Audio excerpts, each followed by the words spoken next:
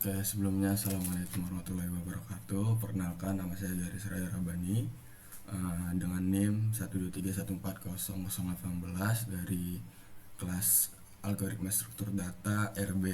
Jadi ada tugas di mana kita diminta sebuah program yang mencari bilangan prima dari inputan user menggunakan array, yang dimana fungsi bilangan prima ini kita buat dalam recursive dan mencari bilangan prima menggunakan sebuah subprogram. Kemudian jumlahkan inputan user yang menjadi bilangan prima. Ini contoh ada di input outputnya ada di sini.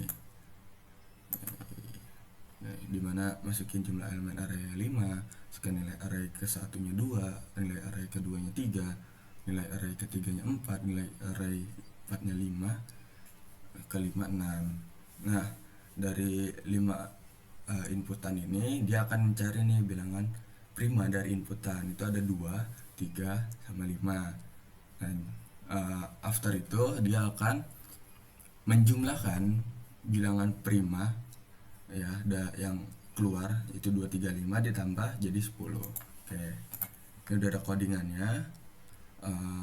Jadi tadi diminta kan buat sebuah subprogram gitu, sebuah recursive yang itulah sebuah recursive dalam subprogram. Nih di sini saya menggunakan boolean ya, dimana variabel boolean ini sebagai untuk ngecek apakah itu true or false karena kita akan mencari bilangan prima dengan nama variabel prima, kemudian parameternya ada integer bilangan dan integer i sama dengan 2. Kemudian masuk di kondisi yang pertama, if bilangan kurang dari sama dengan 1, dia akan nge-return false ya. Jadi ketika nilai bilangannya itu kurang dari sama dengan 1, nah dia itu bukan merupakan bilangan prima. Makanya di sini dia akan kembalikan return false karena bukan bilangan prima. Terus yang kedua ada else if-nya ini bilangan sama dengan 2, dia akan nge-return true. Kenapa? Karena ketika ya bilangannya itu 2 sama dengan 2 ya berarti dia akan return true gitu ya. 2 merupakan bilangan prima lah.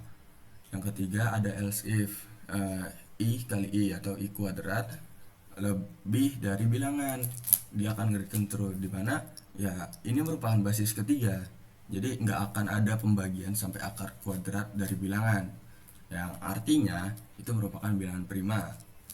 Terus ada else if bilangan modulo i itu akan hasilnya 0, dia akan nge-return false gitu. Nah, di basis yang keempat ini, ketika bilangan itu habis dibagi i itu 2, maka dia bukan bilangan prima gitu.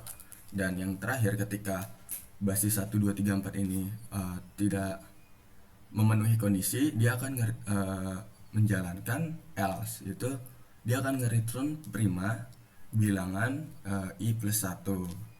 Kemudian kita lihat di integer mainnya, deklarasi dulu, ini ada integer z kalian bebas, kemudian ada integer total, kemudian kita inisiasi kalau total itu awalnya 0. Kemudian di cout pertama itu bakal minta user untuk input nilai z nya ini. Kemudian kita buat sebuah array, di mana array ini tipenya integer dengan bilangan dengan nama variabel bilangan yang di dalamnya ini ada inputan dari z.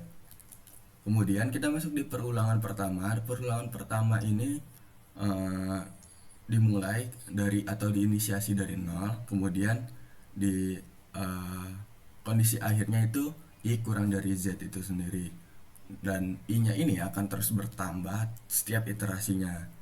Di perulangan ini kita akan diminta user akan diminta untuk mengisikan nilai inputan untuk mencari bilangan prima yang akan tertampung dalam sebuah array bilangan z. Nah, di cout kemudian kita akan cout atau menampilkan bilangan prima dari inputan. Terus kita pakai looping kedua ya, dimulai dari i nya sama dengan 0, kemudian akan berakhir ketika I kurang dari Z dan I nya akan bertambah setiap iterasinya. Nah, sebelum itu kita menggunakan kondisi nih, dimana kondisinya ini memanggil subprogram tadi. Ini subprogram bilangan prima ya, kita panggil dan dia akan ngecek bilangan yang ada dalam array I nya ini. Kemudian dia akan nampilin hasilnya. Terus yang total ini merupakan bilangan yang merupakan bilangan prima ini akan ditambahin. Terus di cout terakhir itu menampilkan jumlah bilangan prima, di mana dia akan nampilin nilai total. Oke, coba kita lihat programnya.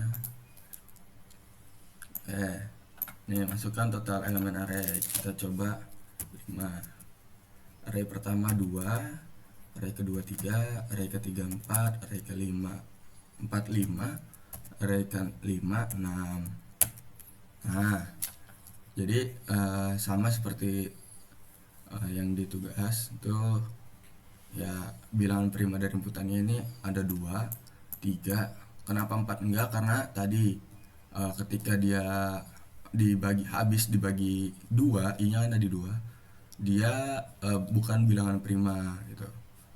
Masukkan nilai 5. Kenapa 6 juga enggak? Dia akan masuk ke basis yang ketiga ini gitu. Kemudian yang terakhir dia ketika inputannya udah ini, dia akan ini menjumlahkan bilangannya primanya itu. Oke, mungkin sekian dari saya. Wassalamualaikum warahmatullahi wabarakatuh.